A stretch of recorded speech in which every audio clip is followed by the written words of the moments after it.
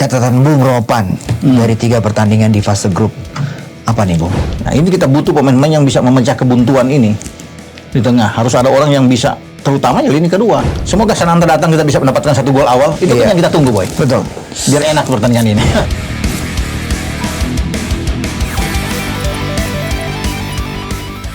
Sahabat Sportify, kita bertemu lagi di Robola, hanya di Sportify. Bung Roni Pangemanan.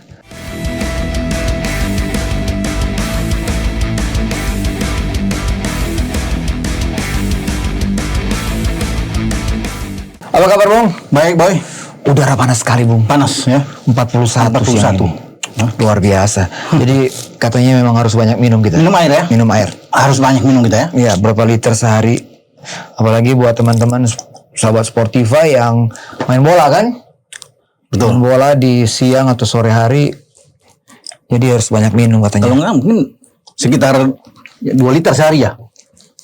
Mungkin ya. Mungkin ya? Dehidrasi, Bung ya. Iya. Betul. Dulu kita main bola sempat terkapar kan. Hai. Itu dia. Oke, kita mau bahas menarik nih, Bung. U24. Ya, Asian Games ya? Asian Games. Catatan Bung Ropan dari 3 pertandingan di fase grup. Apa nih, Bung? Ya, kalau bicara catatan memang ya dalam tanda kutip ya, tidak begitu mengesankan penampilan kita. Memang kita menang di laga pertama melawan Kyrgyzstan.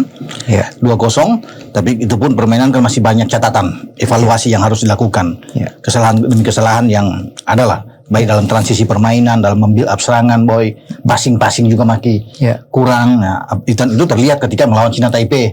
Kita bahkan tidak bisa membuat 1 gol pun melawan China Taipei. Padahal kan pertandingan terakhir China Taipei justru dibantai oleh Kyrgyzstan 4-1. Itu juga yang menolong kita ketika Kyrgyzstan bisa menang, kita bisa menjadi peringkat ketiga terbaik ya, 4 peringkat ketiga terbaik yang bisa lolos. Dan kita kan terakhir kita tahu juga bagaimana kalah dari Korea Utara. Memang level Korea Utara ada di atas kita. Nah, kekurangan bagi kita itu mungkin di tengah ya, di tengah tidak punya kreator yang bagus yang bisa memimpin ya tim ini dengan baik ya, untuk mensuplai bola dengan bagus. Tidak ada seperti katakanlah ada Marcelino atau Ivar Yanar, pemain-pemain yang bagus kan, Arkan Fikri yang semua bermain di U23 kemarin, Boy, masih ingat tuh kualifikasi di Solo. Nah kan mereka tidak ada di dalam tim. Ya mungkin kalau ada Beckham Putra yang mengalami cedera yang tidak dibawa mungkin agak masih bisa menolong. Tapi sekarang kan memang nggak ada di gelandang. Rahmat Irianto, Sarian Abimanyu, Taufani Muslihodin, ya kan, Ananda Raihan. Semua kan pemain-pemain yang bukan bisa mengatur permainan sebagai leader pemimpin di tengah. Itu yang menjadi masalah buat tim asuhan Indra Safri. Tapi mungkin siapa tahu di 16 besar ini ada perubahan yang dilakukan oleh Indra Safri. Dia mungkin agak berubah, karena saya telepon juga kemarin, Bang Indra bilang dia akan coba untuk bisa mengubah permainan kita, game plan yang dia akan lakukan, semoga bisa berhasil melawan Uzbekistan. Ya kita doakan bersama tentunya. Ya, begitu. ya. Jadi memang kita nggak punya playmaker, Bung ya? Nggak ada. Nggak ada. Kita butuh seorang playmaker mengatur. Masalahnya kan Ivar nggak bisa, setelah dari Solo kan harus balik. Marcelino juga harus ke Belgia. Tidak bisa. Masih ada Arkan Fikri, tapi kan tidak terdaftar namanya. Karena kan regulasi yang ada di Asian Games itu 22 pemain yang terdaftar itu tidak boleh digantikan, Boy. Makanya ketika Beckham Putra itu cedera, ada yang banyak menggantikan, kirim ini, nggak bisa. Nggak boleh ganti pemain. Sudah harus itu aja. Sehingga kita kan berkurang, jadi nggak ada satu nama. Dari stok lapangan tengah, main lapangan tengah, siapa yang mendekati bisa menjadi seorang playmaker? Nah itu yang saya bilang tadi, agak sulit ya. Mungkin mesti dicoba dengan Sarian Abimanyu. Tapi apakah dia bisa? Karena selama ini kan tidak dicoba sebagai seorang pengatur serangan. Lebih banyak itu tipikal atau karakter mereka kuat dalam bertahan. Ananda Raihan kuat dalam bertahan. Rahmat Irianto. Bahkan nanti lawan Uzbekistan, kita kehilangan seorang Rahmat Irianto. Karena akumulasi 2 kartu kuning kan. Ya. Tidak boleh bermain melawan Uzbekistan. Agak mengurangi juga. Dan dia salah satu pemain yang punya pengalaman kan, bermain di tim senior. Nah kemudian dia tidak bermain. Nah sekarang pilihan itu ada di Taufani, Adi Abimanyu, Ananda Raihan yang mungkin bisa ditaruh di sana, atau mendorong Robi Darwis untuk bermain ke tengah untuk lebih bertahan. Nah siapa pengganti posisi di Rahmat Irianto ini kan? Kalau bisa berubah, bisa aja ada opsi lain. Saya pikir Indra Safri itu lebih tahu mungkin dengan opsi lain. Dewanga mungkin masih bisa dorong sebagai gelandang yang lebih bertahan, mungkin saja. Cuma kan kita butuh kreator, orang yang bisa membagi bola, bisa menahan bola, mendelay bola. Ya, ini yang kita perlu dalam tim. Nah itu yang tidak ada. Ya, walaupun kita sudah kedatangan seorang striker dari Persis Solo seperti Ramadan Sananta, itu Bung. tapi kan Ramadan di depan, dia perlu asupan bola, dukungan dari tengah yang kuat. Karena lini tengah itu kan menjadi lini yang paling krusial dalam sepak bola, dalam permainan sepak bola. Kalau lini tengah kalah ya kita tahu bersama, rusak. Biar kita punya kekuatan di belakang, di depan kita kuat, tapi di tengah kita ambruk, nggak bisa melawan. Dan Uzbek kan kelasnya oke. Kemarin mereka di U23 sempat masuk ke final. Hanya kalah dari Arab di final. Dan sebagian besar 90% mereka datang ke Asian Games. Dibawa oleh pelatih mereka, Timur Kapatse, untuk bermain. Hanya ada 5 pemain baru dan ada 4 pemain yang bermain di Liga Rusia bahkan. Iya, bagus boy. 3 di antaranya bermain di depan. Dari 4 pemain Liga Rusia itu 3 bermain di lini serang. Ini yang harus diantisipasi oleh Indra Safri dalam pertandingan nanti melawan Uzbek. Iya. Mengevaluasi atau melihat 3 pertandingan sebelumnya, ketika khususnya melawan Cina Taipei, Bung, ketika ultra defensif diterapkan oleh Cina Taipei, kita memang kayaknya gagal kreativitas lapangan tengah kita. Nggak ada. Kreativitas itu nggak muncul. Bung. Nggak ada orang yang bisa melakukan itu, bisa mengubah permainan. Semua agak seperti kebingungan bermain. Ketika kita menguasai, dalam penguasaan bola kan kita lebih bagus dari mereka. Tapi cara untuk membongkar pertahanan lawan yang begitu dalam bermain, begitu ketat oleh Cina Taipei, itu yang membuat pemain-pemain kita sulit. Nggak lagi punya akal bagaimana bisa masuk ke dalam. Jadi lebih banyak bermain dari sisi flank, dari Egy lah, dari Ramai Rumaki. Di samping memang kita di depan, walaupun ada Titan kan tidak sebagus mungkin Ramadan Sananta. Jadi memang kita kurang di sana. Ditambah di tengah juga kreativitas hilang, ya susah. Sehingga mendapat bola itu kita nggak ada lagi. Ya itu bingung masuk untuk bisa menerobos mereka bermain dengan dalam, ada 7-8 pemain kalau bertahan. Nah ini kita butuh pemain-pemain yang bisa memecah kebuntuan ini. Di tengah harus ada orang yang bisa, terutama ya lini kedua. Ketika di depan terisolasi, ya lini kedua yang harus menjadi solusi untuk bisa mengubah permainan. Tapi kan kita tidak punya itu. Dan melawan Cina Taipei tidak berkembang sama sekali, boy. Agak membosankan memang dalam pertandingan itu. Nah, ketika melawan Korut, sedikit lebih bagus, Bung ya. Di awal-awal babak pertama mungkin. Tapi setelah itu kan diambil alih, Korut lebih bagus. Masih untung kita kalah dengan 1-0. Kalau kita lebih dari itu kan akan berbahaya dalam hitung-hitungannya lawan Korut. Dan kita bisa melihat Korut punya pertahanan yang bagus, lebih rapi bermain. Mereka lebih rapi dalam bertahan, dalam menyerang. Nah kita nggak rapi bermain kita. Sehingga bisa kelihatan kan seakan-akan mungkin tanpa arah permainan. Dan itu diakui memang oleh pemain-pemain kita juga. Dan pasti Indra Safri juga bisa melihat itu. Bahwa kita kurang dalam bermain. Apalagi untuk mencetak gol. Kita nggak bisa mencetak gol setelah lawan Kyrgyzstan. 2 pertandingan terakhir kita tidak bisa membuat gol loh. Apalagi lawan Cina Taipei. Kalau Kyrgyzstan bisa 4 gol, boy, kita nggak bisa bikin gol sama sebiji pun nggak bisa bikin gol, gimana? Ini kan menjadi tanda tanya. Di saat kita akan menghadapi pertandingan yang lebih berat lagi, Uzbekistan, runner-up Piala Asia U23. Nah, Bung, pujian pelatih Korut terhadap U24. Apa yang dilihat pelatih Korut ketika anak asuhnya melawan pemain-pemain kita? Iya, kalau bisa dikatakan ya Korut bermain dengan baik, dan kalau dia bisa melihat permainan kita memang nggak bisa bikin apa-apa untuk bisa masuk, sulit. Lebih jauh ke dalam ke mereka kan. Nyaris bagaimana mereka lebih menguasai permainan, apalagi di babak kedua. Korut lebih enak bermain. Cuma mungkin mereka akui karena kita masih punya seorang Rizky Ridho di belakang yang bermain lugas lah di belakang, sehingga tidak banyak gol yang terjadi. Kemudian pemain-pemain Korut ada beberapa juga yang bisa membuang peluang yang ada ya dari tim di dia. Ya itu saya pikir kalau bisa melihat dengan kenyataan yang ada di lapangan, boy. Nah, mungkin juga netizen juga ataupun penggemar sepak bola timnas melihat bagaimana jikalau pemain kita di pressing, Bung, seperti dilakukan oleh pemain-pemain Korea Utara dan juga Cina Taipei. Kita seperti agak kebingungan di situ, Bung. Banyak hilang bola. Kalau pressingnya tinggi ya itu kita sulit. Makanya kita kan penentuan dalam bermain bola kan bagaimana sejauh mana kita melakukan passing dengan benar. Tetapi kalau sudah bermain di level ini kan sudah mendekati, kalau bisa dibilang bukan lagi tim junior. Kalau sudah di atas 23 sudah lebih dewasa bermain, ya. Sudah mendekati, apalagi U24 sudah lebih bermain dengan tim yang lebih boleh dikatakan senior. Mendekati senior. Iya. Kalau masih salah passing, boy, kontrol bola masih banyak hilang. Ini kan sulit. Dan kita tidak belajar bagaimana kita bisa keluar dari tekanan lawan. Ya, itu dia. Sekali lagi bermain dengan kreativitas permainan yang lebih baik. Iya. Ya. Kan melawan Uzbek juga kan akan begitu. Uzbek akan bisa menerapkan permainan dengan pressing yang tinggi. Nah kalau kita kena pressing dengan pemain kita kemudian kakok bermainnya, rusaknya berantakan. Kalau kita nggak bisa berkembang dengan baik, ya perlu kan ketenangan di sini bermain bola. Nah kita harus lebih tenang. Jangan bermain dengan orang bilang keburu-buru tuh, ya. Passing terburu-buru, salah passing. Pasti. Kalau sudah kena lawan pressing kan pasti dapat bola, kasih hilang. Gitu. Cuma kita harus bermain. Nah, saya pikir Indra Syafri akan catatan Indra Syafri pasti akan ada tentunya.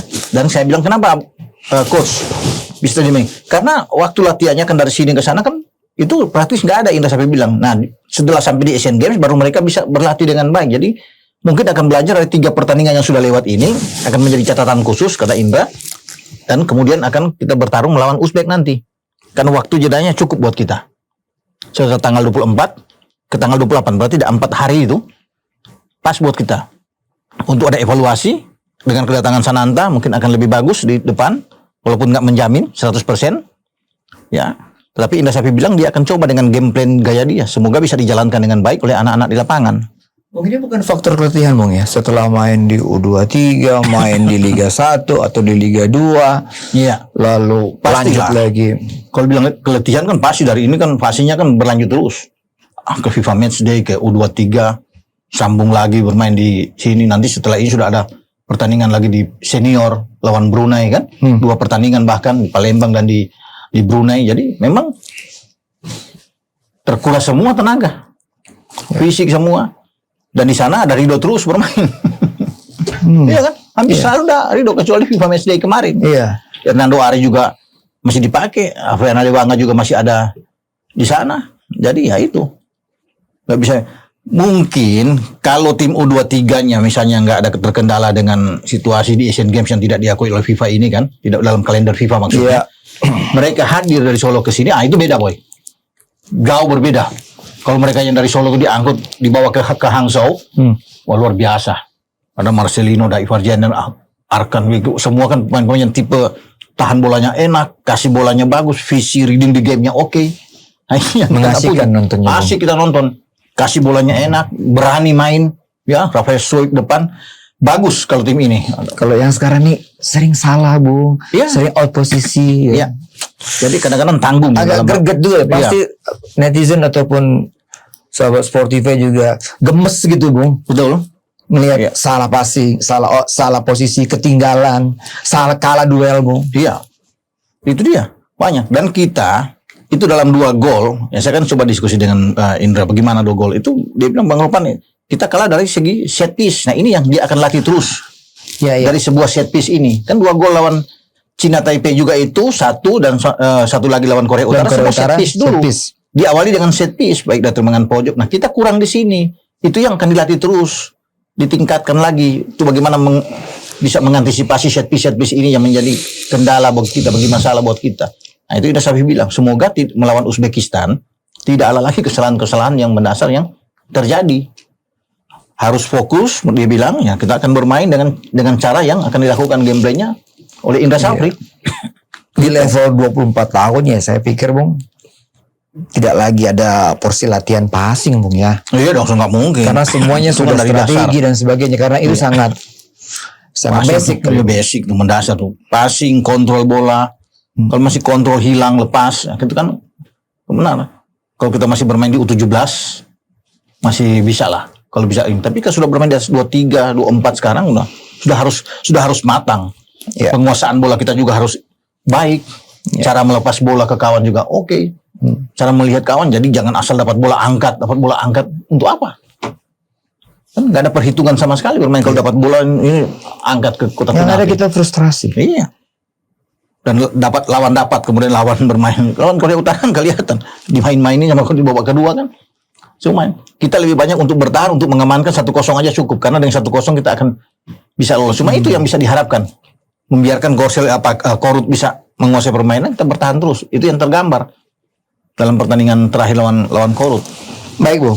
Nah kita melihat melawan Uzbek besok, formasi Atau kira-kira Bung, pasti Coach Indra sedang berpikir keras nih. Oh pasti. Ya kan? Pasti. Strategi seperti apa, formasi seperti apa.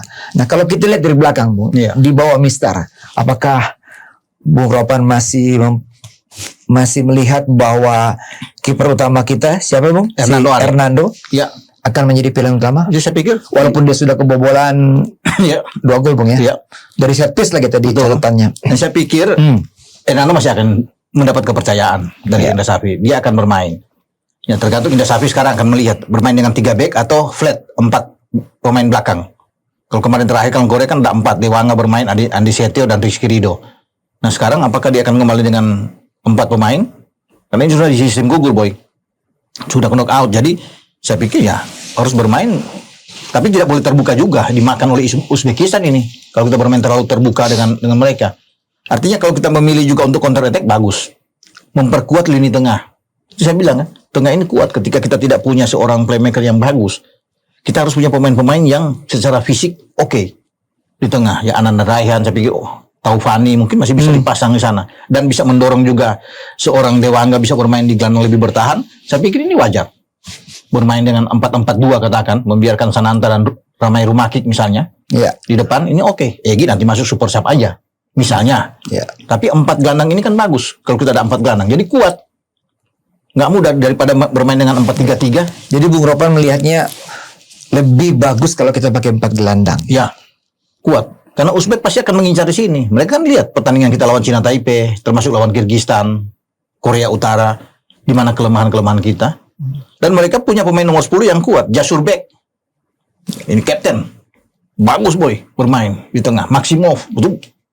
Enak. Ciri permainan Uzbek seperti apa, Bung? Ya sama seperti gaya Eropa Timur kan. Gaya bermain. Apa saya bilang kan? Fisik mereka bermain. Teknik juga bagus. Teknik bagus. Duel bola-bola atas juga kan bagus. Badan-badan mereka oke. Dan itu saya bilang 90% pemainnya bermain di U23 yang ke final. Melawan Arab di final. Itu hadir. Makanya mereka kuat. Berat ini. Berat ini. Jangan menganggap bahwa kita ini peluang menang memang oke. Dalam sepak bola kan semua terbuka. Kita berharap juga. Kalau kita bisa menang kan enak. 8 besar. Tentunya ini yang diinginkan kan bersama. Tapi lihat dulu lawan kita. Uzbek, apalagi ada 4 pemain yang saya bilang bermain di Rusia. Bermain di Torpedo Moskow. Di Nizhny Novgorod. Bagus. Nah Bung, kalau kita kita setuju dengan 4 back. Walaupun saya juga mikirnya apakah pakai 3 back. Sehingga 5 di tengah boleh kita juga kuat juga. Tapi let's say kita bicara 4 back Bu. 4 back ya. Kita berandai-andai atau kita memperkirakan. Berarti Rizky Ridho udah pasti mendapat tempat utama. Nah siapa pendampingnya Bu? Andi Setio atau Dewanga? Andi Setio kalau saya. Dewanga itu main bisa aja, tapi lebih didorong. Mungkin bisa mengisi posisi Rahmat Irianto. Bermain sebagai gelandang yang lebih bertahan. Kita pakai pivot yang kuat di sini. Tapi Indra Safri kan selalu bisa juga bermain dengan 3 back. Ketiga back Dewanga tetap main. 3 back itu Dewanga, Andi Setio dan Rizky Ridho. Berarti ada 5 di tengah, tapi 2 pemain yang bermain di back sayap di sisi flank itu kan punya tugas yang lebih berat. Nah itu Bung. Naik turun mereka. Kita di senior itu punya tadi Pratama ya. Asnawi dan Pratama. Kan bagus. Teruji. Tapi untuk U24 ini agak sulit. Masih ganti-ganti kan. Donitri kemarin juga bermain agak lemah ya, bermain dengan Korea Utara sehingga Haikal perlu ada di sana. Saya lebih senang dengan Haikal bermain. Artinya dia masih punya crossing yang bagus. Kalau bermain katakan dia pakai 3 back ya. Itu ya Haikal bersama Robi Darwis kalau dipasang lebih dulu harus lebih kuat dalam hal menyerang dari sisi flank. Ketika ditekan ya mereka akan jadi 5 kan. Akan masuk membantu Andi Setio, Rizky Ridho dan Dewanga. Jadi 5 kalau ditekan. Tapi kalau mereka ini ya mereka akan jadi 5 gelandang juga pada saat kita menekan lawan. Tapi kita punya 3 gelandang yang harus kuat.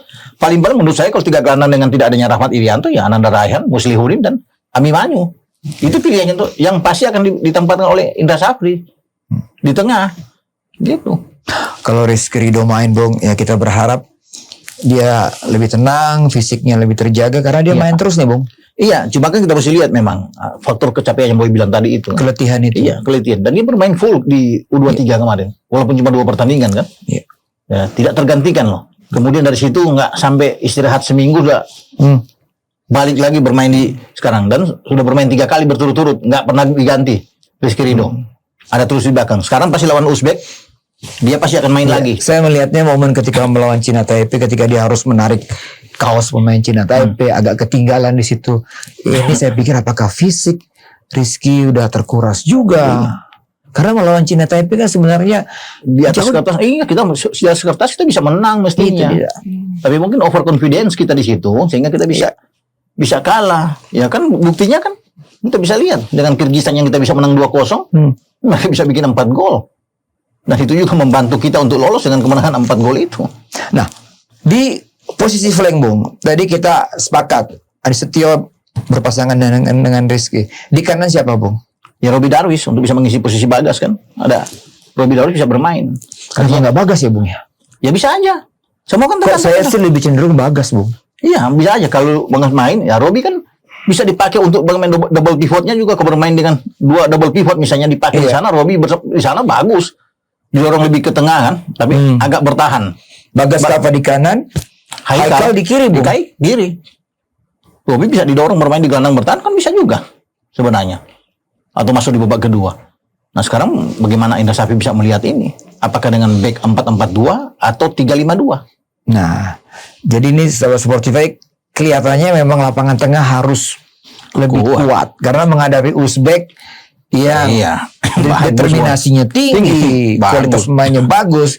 Jadi lapangan tengah di situ posisinya kita harus berperang Bung ya. Harus kuat di sini. Ya 5 atau 4. Iya. Kalau 3 agak berbahaya atau 4-3-3 berbahaya. 4-3-3 mereka punya kekuatan. Saya bilang kan, justru 4-3 dari 4 pemainnya bermain di Liga Rusia itu ada di lini serang mereka. Wow. Ada Erkinov di sana, Nurkaev, Husain Nurkaev ini bagus walaupun belum bisa membuat gol, tapi ini sangat cepat. Husain Nurkaev, ada Erkinov, bagus. Mereka bisa bermain di garis depan. Jayadinov, ini bermain yang bagus-bagus. 3 itu bermain di Rusia dan semua dibawa oleh pelatih Timur. Nah kita bahas gelandang Bung. Ya. Kalau 5 tadi udah kita sebut. Nah kalau 4 Bung, berarti satu posisi Rahmat Irianto ada di udah enggak loh.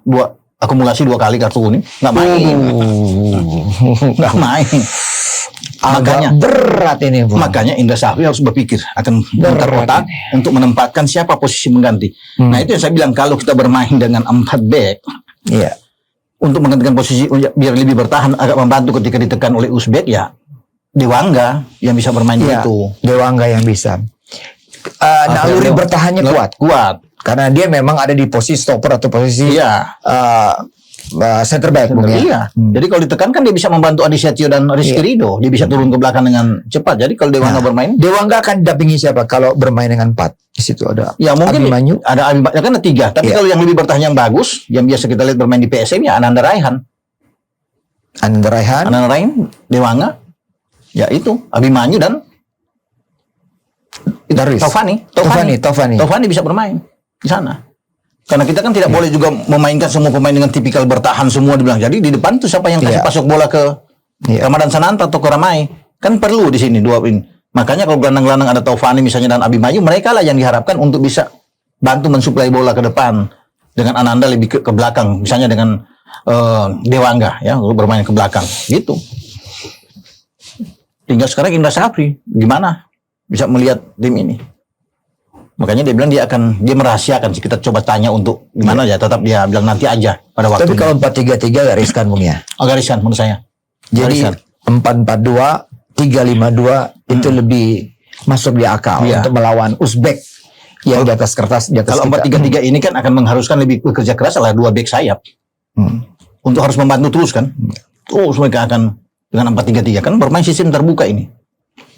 Pasti akan jual beli serangan. Tapi kalau kita bikin Uzbek agak frustrasi, kita bermain lebih dalam, kemudian counter attack yang kita main, mungkin ini salah satu juga ya untuk opsi untuk membuat mereka juga bisa goyang. Apalagi kalau kita bisa mencuri gol awal kan, entah Sananta atau Rumaki bisa membuat gol. Ini dan kekurangan pemain-pemain kita boy. Kalau bisa lihat kita kurang berani untuk bisa menembak bola dari luar kotak penalti. Nah sekarang malah agak lemah juga kelihatannya. Tapi harus coba kan? Iya kan? Harus mungkin di awal waktu lawan Cina Taipei sih, Ramai yang mampu. Jadi ketika kita sulit untuk masuk ke dalam ke kotak penalti Uzbek, ya kita pemain-pemain harus berani. Harus berani percaya diri untuk melepaskan tembakan dari luar. Tapi kan rata-rata tembakan, kalau tembakan melayang. Sudah. Nah, di depan, Bung. Ya, di depan ini total ada 5 sekarang pemain yang siap main di situ kan. Ya. Ada Ramai, Egy, ada Egy, ada Samantha, ada Hugo Samir, Titan. Iya. Ada 5 yang ada di garis depan. Yang ada di garis depan. Iya. Samantha udah pasti akan mulai dari awal akan Ramadan Sananta itu pasti main. Udah pasti kan dia datang itu untuk bisa bermain. Jadi artinya opsi di depan yang selama ini tidak bisa jalan dengan benar, oke lah. Ada dia. Tapi kan keberadaan dia ini kan tidak menjamin juga 100% bahwa akan mengubah semua permainan. Karena semua akan ditentukan dengan sebagaimana hebatnya jauh tuh pemain-pemain di tengah untuk bisa mensuplai bola, boy. Dan juga dua sisi di back sayap kita yang harus berani laju untuk bisa memberikan umpan-umpan. Memang Sananta itu adalah pemain yang sangat cepat.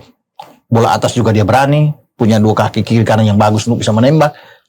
Tapi kalau dari belakang sulit untuk mensuplai bola, terhenti, ya dia bisa nganggur di depan, terisolasi saya bilang di depan. Gitu. Malah mungkin ke belakang cari bola, Bung. Pasti. Ketika sulit di depan dia akan minta bola untuk ke belakang, karena apalagi kita sudah terfokus untuk keluar untuk bisa bermain lebih dalam. Jadi dia harus akan minta bola lebih banyak pasokan. Tapi kalau kita bisa mendapatkan 1 gol, boy, ini penting buat kita. Lawan Uzbek ini kita dapat 1 gol aja di awal. Nah, itu bagus. Modal kita. Tapi kalau Uzbek lebih dulu membuat gol, nah ini yang menjadi celaka, Bung. Ceritanya akan jadi lain nih kalau Uzbek bisa membuat gol. Itu agak sulit. Karena kita mau tidak mau kan kita mesti keluar untuk bisa menyamakan kedudukan. Nah, ini yang ditunggu oleh mereka. Ketika kita keluar bermain lebih terbuka, nah dengan kualitas level mereka kan bagus. Yang saya bilang tadi, mereka bisa ke final di U23 Piala Asia, luar biasa. Bagus mereka. Tapi kalau kita bikin gol duluan, Sananta bisa bikin gol, atau siapapun dengan Ramai Rumaki bisa membuat gol, nah enak buat kita. Untuk lebih bertahan di dalam, bagus. Sehingga mereka frustasi kan. Ya bikinlah, Uzbek itu nggak bisa buat gol di babak pertama, udah bagus. Katakan kita masih draw 0-0 kan bagus.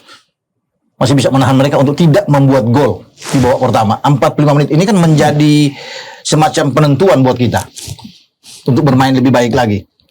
Ketika kita masih gol kita Hernando Ari masih aman, nah kita akan berhitung di babak kedua. Yang penting babak pertama jangan kebobolan dulu.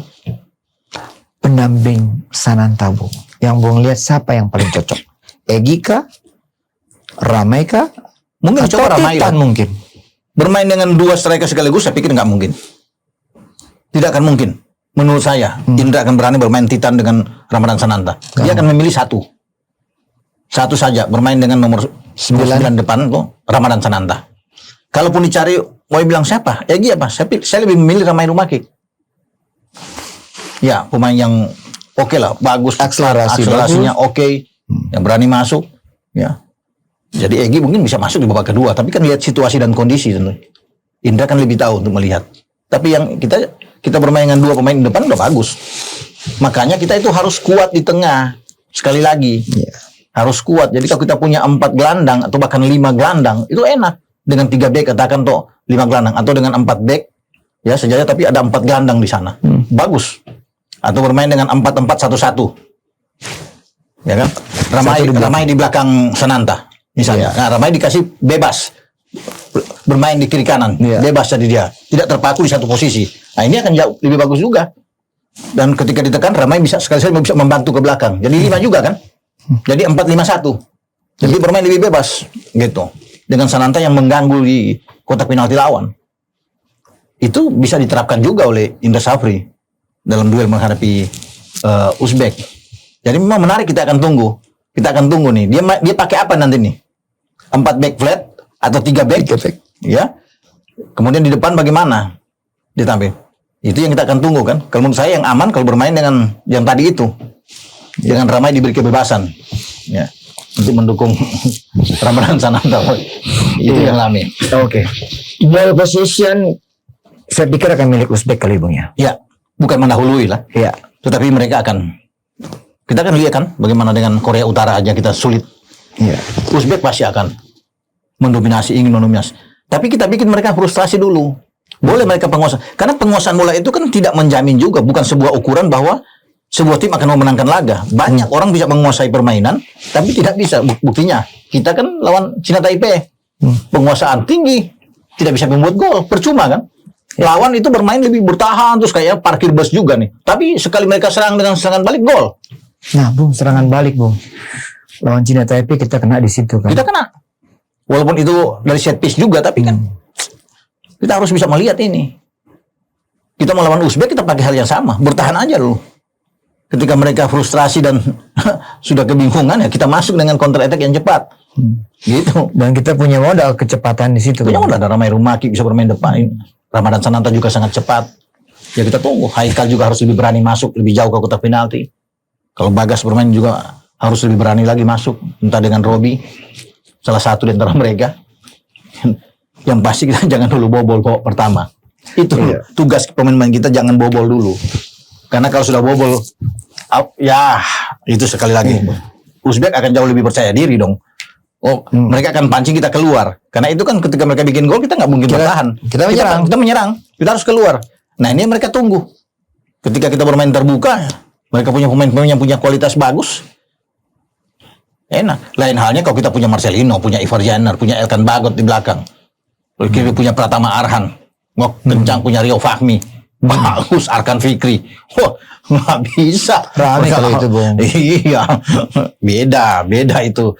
Itu berpikir tuh, Uzbekistan berpikir tuh. Bukan kita yang berpikir lawan mereka yang mikir. Jadi agak terasa juga, Bung, ya, nggak ada pemain-pemain naturalisasi atau pemain-pemain itu yang memang inti. Bahwa pemain naturalisasi itu penting. Ya kan sudah kelihatan. Bagaimana Turkmenistan yang oke juga nggak bisa bikin apa-apa, nggak bisa bikin gol lawan kita ketika di Solo kan. Untuk melewati Elkan Bagot aja berat. Kita punya Ivar Jenner dan Rafael Struijk. Memang faktanya pemain-pemain asing ini perlu kedewasaan mereka bermain bola. Ini kan penting. Reading the game itu kan penting dalam sebuah pertandingan. Nggak asal-asal pegang bola kasih mana-mana ya udah. Jadi nggak ada perhitungan sama sekali. Kalau mereka kelihatan Ivar Jenner lepas bola aja pakai perhitungan. Dia mau kasih bola diagonal, dia mau kasih bola di belakang back lawan, kan kelihatan sekali cara bermain dia. Ketika sulit dia syuting bola masuk ke gawang Turkmenistan, kan bagus. Gelandang-gelandang seperti itu. Artinya cara berpikirnya bagus, apalagi kombinasi dengan Marcelino, boy.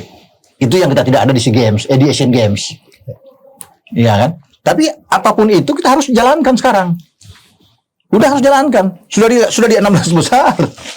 Siapa tahu ada kejutan. Ya, setuju. Memang misi berat, misi sulit, tapi sepak bola kan bisa terjadi segala sesuatu. Kalau ada kejutan, nah kita bilang kenapa kejutan? Uzbek ini kan bertarung 2 kali melawan Hong Kong di grup C yang cuma ada 2, ya. Setelah Suriah mundur dari Afghanistan, dan hasilnya cuma 1-0 dan 2-1. Berarti kan Hong Kong bisa memberikan perlawanan juga. Mereka tidak bisa menang dengan 2-0, 3-0. Dari situ juga kan berarti kita ada celah, ada kesempatan lah untuk kita bisa menang. Kalau melihat Hong Kong juga memberikan perlawanan, Uzbek cuma 1 dengan pemain-pemain mereka yang di U23 yang masuk ke final kemarin di Piala Asia. Toh susah payah mereka menang melawan Hong Kong. Nah kita kan berarti masih bisa melawan mereka. Itu tergantung anak-anak bermain di lapangan, Bu. Mental kita harus bagus. Ya, masuk lapangan tuh harus kuat, percaya diri, bermain lebih berani bermain. Gitu. Saya kira ada hal non teknis yang diberikan oleh coach Indra ke anak-anak di ruang ganti maupun di tempat latihan, mungkin. Bagaimana di ruang ganti ini kan kuncinya itu motivasi yang diberikan Indra. Kemudian kedatangan juga Sananta kan sedikit lebih menghibur, lebih membuat teman-teman dia agak lebih enak nih. Walaupun sebenarnya kalau ada Beckham Putra, nah ini sayang dia cedera. Tapi kalau kita masuk ke 8 besar, memungkinkan Beckham juga akan menyusul. Karena kan ID dia sudah ada, tidak boleh digantikan oleh orang lain kecuali Beckham sendiri. Nah dia masih ditahan karena pemulihan. Dokter bilang otot dia masih lemah, jadi butuh 1 minggu lagi. Jadi siapa tahu kalau kita lolos ke 8 besar, bukan tidak mungkin jadi panggil, udah bisa bermain. Mudah-mudahan, Boy. Gitu. Oke, Bung Ropan. Iya. Sobat Spotify udah bisa mendapatkan gambaran nih bagaimana kekuatan, apalagi kan Bung Ropan langsung telepon ke Coach Indra ya. Paling tidak walaupun tidak dikasih langsung strategi yang akan dimainkan, tapi kisi-kisinya kan tadi udah. Betul. Saya berbicara langsung bukan cuma dengan Coach Indra, dengan Henry Irawan sebagai manajer, Ketua BTN juga Pak Sumarji. Saya udah ada hubungan, coba cek terus kan perkembangan anak-anak bagaimana. Baik, Bung Ropan. Sama-sama. Kita tunggu esok. Semoga bisa mendapatkan hasil yang baik ya. Semoga bisa selamat berjuang ya buat tim Garuda. Yang penting fight di lapangan ya. Jangan membuat kesalahan-kesalahan yang elementer yang bodoh gitu ya. Sehingga merugikan tim. Semoga Sananta datang kita bisa mendapatkan 1 gol awal. Itu kan yang kita tunggu, Boy. Betul. Biar enak pertandingan ini. Oke. Sampai ketemu lagi di obrolan selanjutnya bersama Bung Ropan di Robola. Ciao.